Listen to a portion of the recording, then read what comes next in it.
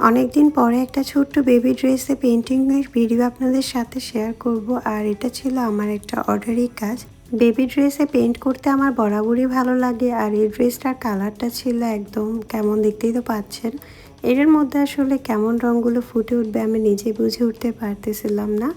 তো কি আর করার, আমি প্রথমে মেরুন কালারটা দিয়েছিলাম। আর কাপড়টা ছিল এমন, এটা হচ্ছে পুরো কটন কাপড় ছিল না, যার কারণে এই রঙটা হচ্ছে একদম ছড়িয়ে গিয়েছিল। আমি এখানে রেড কালারের রং ইউজ করেছি প্রথমে, দেখতেই পাচ্ছেন। আর এখানে একটু কালার হচ্ছে ড্রেসটার মধ্যে লেগে আছে। আমাকে যে কাস্টমার আপুটা হচ্ছে ড্রেসটা দিয়েছিলেন, উনি হচ্ছে এই ড্রেসটা কটন কাপড় দিয়ে করে নাই। আপনারা একটু ভালো করে খেয়াল করলে বুঝতে পারবেন। এখানে হচ্ছে দুইটা কালার দিয়ে, মানে দুইটা কাপড় মেটেরিয়াল দুইটা ছিল কাপড়ের, যার কারণে হচ্ছে একটা জায়গায় রং ছড়িয়ে যাচ্ছিল। এই কাপড়টা দেখতেই পাচ্ছেন আপনারা, আমি হচ্ছে যেটা চাকের মধ্যে বেঁধে নিয়েছি হুপের মধ্যে, সেম সেই কাপড়টা হচ্ছে একরকম। আর বাকি দুই পাশের বা দুই সাইডের কাপড়টা কিন্তু ভিন্ন, যার কারণে এখানে রংটা ছড়িয়ে যাচ্ছিল। আমি কিছুই বুঝে উঠতে পারতেছিলাম না আসলে এখানে কি করলে রংটা ছড়াবে না। আমি যতই ট্রাই করতেছিলাম বারবারই হচ্ছে রংটা ছড়িয়ে যাচ্ছে।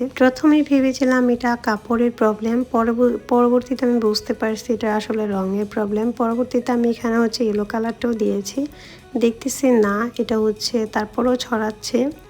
তারপর হচ্ছে কিছু করার নেই, আমার জাস্ট অতটুকুতে রেখে দিয়েছি। তারপর ডালপালাগুলো দিচ্ছিলাম। এখন দেখতেছি আমি রং তো একদম ঠিকঠাক আছে, মানে একদম ছড়াচ্ছে না, তাহলে ফ্লাওয়ার্সের সময় কেন রংটা ছড়ালো। পরবর্তীতে মনে হচ্ছিল আমার কাছে ইয়েলো কালার এবং হচ্ছে রেড কালার রংটা আমার নষ্ট হয়ে গিয়েছে। আসলে কিন্তু আমার ওই রঙগুলোর মেয়াদ ছিল, আমি ভালো করে দেখিয়েছি, তারপরও কেন এমনটা হয়েছে আমি নিজেও বুঝতে পারছিলাম না। যাই হোক, এটা আবার শুকিয়ে গেলে ঠিক হয়ে যাবে। শুকিয়ে গেলে দেন হচ্ছে ভালো করে ওয়াশ করলে ঠিক হয়ে যাবে। তো এরপর হচ্ছে আমি ঢালপালাগুলো দিচ্ছিলাম। আর আজকে ঢালপালাগুলো একটু সরিষা ফুলের স্টাইলে দিচ্ছিলাম আমি। এখানে কাস্টমার আপু আমাকে কোনো ধরনের ডিজাইন দেয় নাই, সো আমি নিজের ইচ্ছা মতো ডিজাইন করতেছিলাম এখানে। তবে ইচ্ছা ছিল অন্যরকম একটা ডিজাইন করার, বাট রংটা ছড়ানোর কারণে আর ডিজাইনটা করা হয়ে ওঠে নাই। বাই দ্য ওয়ে, আমি যখন ভিডিওতে ভয়েস ওভার করতেছিলাম তখন আমার ছেলে হচ্ছে ঘুমাচ্ছিল আর নাক ডেকে ডেকে ঘুমাচ্ছিল, যার কারণে একটু সাউন্ড আসতে পারে। সো একটু ক্ষমা সুন্দর দৃষ্টিতে দেখবেন। আমি এখানে প্রথমে হচ্ছে এখানে দুইটা কালার দিয়ে যেই ফুলগুলো স্টাইলে দিয়েছিলাম না, সরিষা ফুলের স্টাইলে, আবার দুইটা নিয়ে হচ্ছে একসাথে দিয়ে এগুলো কালারটা দিয়ে আবার পাতা করে ফেলছি। আসলে আমার ইনস্ট্যান্ট মাথায় যেটা আসতেছিল আমি সেটাই করতেছিলাম এই ড্রেসটার উপরে। মানে সব ধরনের ইচ্ছাগুলো মনে হয় এই ড্রেসটার উপর দিয়েছিলাম আমি। তারপর হচ্ছে অনেকগুলো রং এখানে আমি হচ্ছে ইউজ করছি। আবার এই পাশটাতে মানে এখন হুপে যে রংটা আমি ইউজ করতেছি ফুলের মধ্যে, এই রংটা কিন্তু একদমই ছড়ায় নাই, খুব সুন্দর করে ফুটে উঠতেছিল দেখা যাচ্ছে। আর এই কালারটা মানে এই কালার কাপড়ের মধ্যে দেখতেছি বেশ ভালোই রঙগুলা ফুটে উঠতেছিল।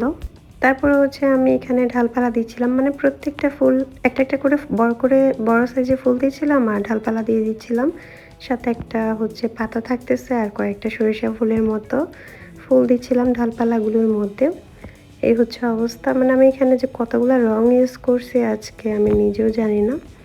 মানে খাজনার চেয়ে বাজনা বেশি হয়ে গিয়েছে আমার এই ছোট্ট ড্রেসটার মধ্যে। যদিও বা আমার বরাবরই ছোট ছোট পেন্টিংগুলো করতে বা ছোট বেবি ড্রেসগুলোতে পেন্ট করতেই বেশি মজা লাগে। আচ্ছা, আমি যে রঙগুলো ইউজ করতেছিলাম এগুলো সবগুলোই ছিল রেডি অ্যাক্রামেন্ট কালার। আর রেডি অ্যাক্রালিক কিছু কালার ইউজ করি আমি, ওগুলো হচ্ছে সানফ্লাওয়ার কিটের থাকে, তো ওই রঙগুলো অনেক ভালোই থাকে মোটামুটি। যাই হোক, এই ফুলটাও কিন্তু খুব ভালো করে ফুটে উঠছে, দেখেই বুঝতে পারছেন।